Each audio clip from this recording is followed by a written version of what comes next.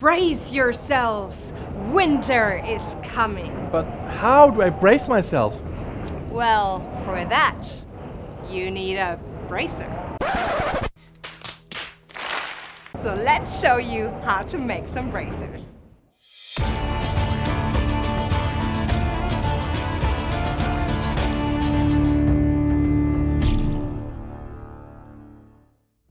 Hey guys, before we start, please hit the subscribe button and ring the bell so you get notified whenever we upload an amazing LARP video.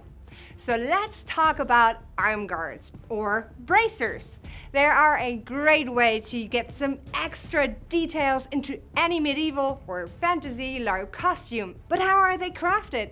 And can anyone make bracers themselves? Well, for some tips and inspiration, let's take a look at how a pro does it. Meet my friend Gabriele, also known as the Leprecaun. He's an expert costume designer based in Italy, and he has quite an impressive resume.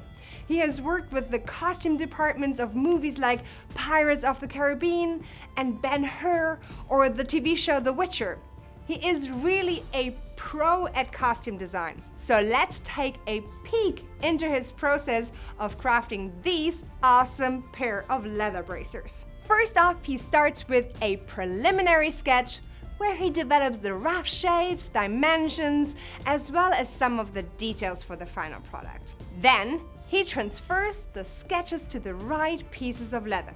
He starts engraving some of the details, and he uses a so-called swivel knife, which has a very sharp blade and is usually made from steel or ceramic. What you see here is a Wegvisier, a symbol that goes on the left bracer. With step number 3, Gabriele cuts out the shapes of the leather pieces and adds some more details, like the lines around the edges. The most important thing is to keep the leather wet when working on it.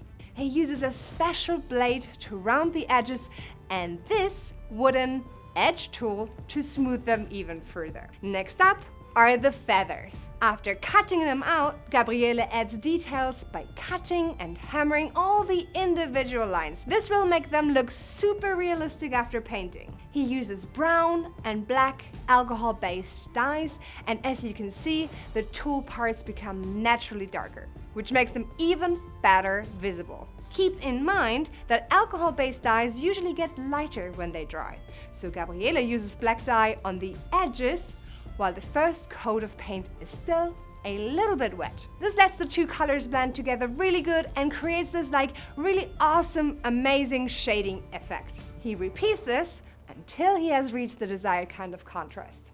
But Gabriele doesn't paint the inside because dye makes the leather kinda rough and that wouldn't feel great on your skin.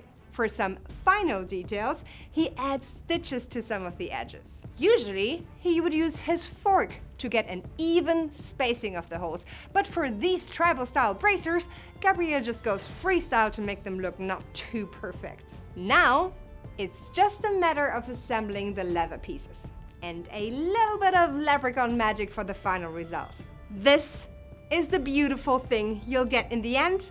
I'm super happy, and if you want to see more of Gabriele's work, definitely check out his Facebook page for amazing inspiration and check out his website leprecaun.com. Oh, and one last thing. Why does this bracer have feathers and this bracer is plain? Well, that's a story for a different day.